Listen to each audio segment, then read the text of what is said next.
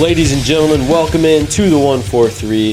This is Under Review, and we're coming at you with episode 86. Super excited. This is our pre-football season, week 1.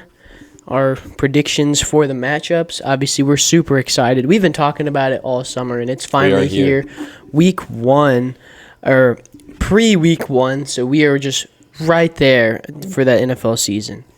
We're looking at the week 1 matchups, seeing which ones kind of excite us. A couple of them, they're just some bad teams playing each other, but we got some good ones for week 1. You can always count on the NFL to give you 4 or 5 great matchups a week, I think, and we might have a few more this week actually. But let's kick it off with the stat of the week, brought to you by Angels Logistics. Week 1 of college football kicked off this weekend, and most of the games were blowouts, not very good ones. A lot of teams just playing no-name teams and just killing them. But one very good game to watch was Colorado versus TCU, probably the best game of the weekend. And that game highlighted Deion Sanders in his first game as a head coach of Colorado, and Colorado got the win 45-42. The stat of the week is that 4 of the Colorado receivers had over 100 receiving yards. I mean, that's absolutely insane to have 400-yard receivers. To not only to have 2, but 4. That's just absolutely unheard of. I don't think 3 is crazy. I've never heard of 4. Yeah. So that's crazy. So obviously, to piggyback off of that, we made your player of the week, Mr. Shedeur Sanders, who is Deion Sanders' son. Yes. Obviously, he's the quarterback, the captain at the helm of the ship. He threw for a grand total of 510 yards with 4 touchdowns, which is a school record for Colorado. And I imagine that school records will be broken this year. Yeah, I don't think Colorado has very many records. I don't see them having very high records, so that's going to be – all those are going to be shattered. This is one case where being the coach's son is not the reason he's the quarterback. Yes, it is because of his skill. And he threw for a total of 47 attempts and completed 38, which is absolutely insane. It turned out to be a shootout between Colorado and TCU. Colorado would win 45-42. Thank you very much. Yes, sir. But it was a great game. It was a good game, and I'm excited to see Colorado. I mean, I don't think they'll win the national championship. They're not going to be incredible. They'll definitely be better than they have been in the past. Obviously, as Cowboys fans, you want to see Deion Sanders succeed. So it'd be cool to see Colorado just be solid this year. It would be cool to see. They came out swinging week 1. Needless to say. Hey, shout out to the Aggies as well. We took that win over New Mexico proudly. And Connor Wigman finishes with he has the highest QBR right now. Obviously, this is college football. It's only week 1, but I think that's worth something. Give him the Heisman right now. Anyways, we'll keep you updated on that A&M season as we get closer to some big games. But let's jump into it, Nick. Let's talk about it. We are pumped. Season starts Thursday with Kansas City versus Detroit. Think that'll be pretty one-sided. Yes. But we're pumped for the game because it's the first game of the season. So I think everyone's excited. Doesn't matter what happens in that game. We're just all excited to watch some football, some NFL football. Nick, any matchups that just you look at and you're like, man, I can't wait to watch that one? Obviously, super excited for the Cowboys to go and take it to the Giants. Obviously. In New York. I don't know if there's a better Sunday night game. I think that's going to be really good. I think the Monday night game is going to be really good. You've got your Jets-Bills. That's going to be Aaron Rodgers' debut. Rivalry, too. Yeah, we're going to interdivisional play. Yep. We're going to get to see the debut of this new New York Jets offense. Obviously, it's been revamped. I'm excited to see the Broncos Raiders just because I'm a Russell Wilson believer, okay? I think they start off here with a statement win. I think he is still as good as he was in Seattle. I think Sean Payton's going to come in, revamp the offense, and kind of help put Russell Wilson back onto the map. So I'm anticipating that because I want Russell Wilson to succeed. I think that'll be good. I hope that the Broncos can start the season off with a win. Obviously, no one knows what's going on with the Raiders, but no one's expecting them to be good. I think a lot of times they're projected to go 4th in that division. But that'll be nice to see what Sean Payton's done in the offseason, to see. A lot of times, though, with these teams is they'll lose at the beginning of the season, and that's because they haven't figured out the system yet, the new system. So Like, the Broncos might not even start out amazing, but I think they'll be good by the end of the season. Absolutely. I think they sneak in a wild card. I don't know what you think. I think but they possibly could. I think they have a Yes. chance. I think one that I'm looking at, and this is not like because of the matchup itself, but just the players that are the Dolphins Chargers. A lot of expectations here. I would say for both of these teams, the Dolphins and the Chargers, Tua and Justin Herbert are kind of in the spotlight because they have both come close, but have not shown the ability to close out very well. And obviously, Tua dealt with concussions last year. Tua's going to have this season where he's got to prove himself as not an injury-prone QB, as one that can hang in the NFL and play all season and in the playoffs. And then Herbert's got to show that he can win some important games because he was not very clutch last year. I think these are two quarterbacks that have something to prove, and they have some loaded offensive rosters. Not to mention some pretty good defensive rosters. I mean, I think that'll It'll be a be good game. an exciting game all around. Obviously, we've seen Justin Herbert come close. Obviously, infamously, last year they blew a lead against the Jaguars, which, speaking of the Jaguars, they open up week 1 at Indianapolis. See how that goes. Playing the Colts. Anthony Richardson, his first ever We'll game. be seeing Anthony Richardson making his debut. I mean, who knows what could happen. There's no expectations right now. Just kind of go out there, see what you got. I mean, absolutely. It's his first year. You can't really write him off about whatever happens this year. You know, he's a rookie. He's got a lot of room to work, and this is his very first game. So hopefully, he does good.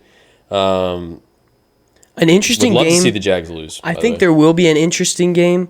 I don't know if I necessarily say it'd be a good game to watch, but I think it'll be interesting. Is the Panthers-Falcons, because obviously there's a lot of question in the NFC South. I think it's going to go to the Saints, but regarding the Panthers, they have a lot of roster changes, right? They made some moves during the offseason. Got Bryce Obviously, Young. the big thing was drafting Bryce Young, so that's going to be his debut. The Falcons drafting Bijan Robinson. Obviously, there is a lot of hype. I'm going to say overhype surrounding Bijan Robinson. It's almost Yes. people are almost making it sound like he's going to carry the Falcons to an NFC South division win, but I'm not buying it. I mean, I they're don't missing way too many pieces. I mean, their receiver room is empty. They don't have a competent quarterback. Their defense is mediocre at best. They don't have an O-line either. So I'm not seeing anything from the Falcons. No, I'm not expecting much from the Falcons either. I do like the Bengals-Browns matchup because obviously the Bengals are the Bengals. You want to see Joe Burrow play with his squad. I think the Browns are going to be a lot better. And I think this is kind of like officially Deshaun's debut because obviously he played Missed last year. 12 games, last but 11 games. When he came in at that point in the season, it wasn't really relevant. So he was just playing in throwaway games because they weren't They'd going to already make lost. anything at that point. But now it's like officially you get to start with Deshaun week 1, game 1, so you can actually see what he's made of. Can he get this team? And the Browns' defense has been pretty highly rated and They're looking really good. expected to be really good. And obviously the Bengals, they've got one of the best QB wide receiver duos in the game right now, They're Jamar expected Chase to and Joe be Burrow. one of the top AFC teams again. They're expected to win their division. We're going to get to see a lot of teams that have been hyped up this offseason, like the Bears, the Jaguars, I was going to say the Ravens. The Bears play the Packers, and there's a lot of hype there. It's a rivalry People game. are making it look like Justin Fields is going to be the next big thing. Obviously, I'm not buying it. And then obviously with the Packers, they handed the keys of the kingdom to Jordan Love. He's taken over at quarterback for Aaron Rodgers. So there's a lot of hype surrounding that because they kind of get to see what they've got with that. But there's just a bunch of really, really good games. And we'll keep you updated on what Justin Fields does this season. See, because We're obviously not on the Justin Fields train, so we're looking for. we're him in the to- opposite direction. So what I think we should probably do is just let you know his stats every week. I think we're just- both very confident he will. Just not tell be the you how quarterback he's people not think going to he be is. that great. I mean, they act like he has this insanely star-studded receiving core. I mean, they got Chase Claypool, who is above average. at receiver. Really nothing He's special. probably going to be their third string receiver. Darnell Mooney and And then they have DJ Moore. Yeah, Obviously, DJ that's Moore. the big guy. He's going to be their wide they have receiver a good one. receiving core, but they're not I think gonna get the DJ ball. Moore That's is the problem. good, but I don't think that's really They're just gonna not be that going to big of get a passed to. We saw it last season. He doesn't throw, he runs. So you can put however many receivers on the team you want.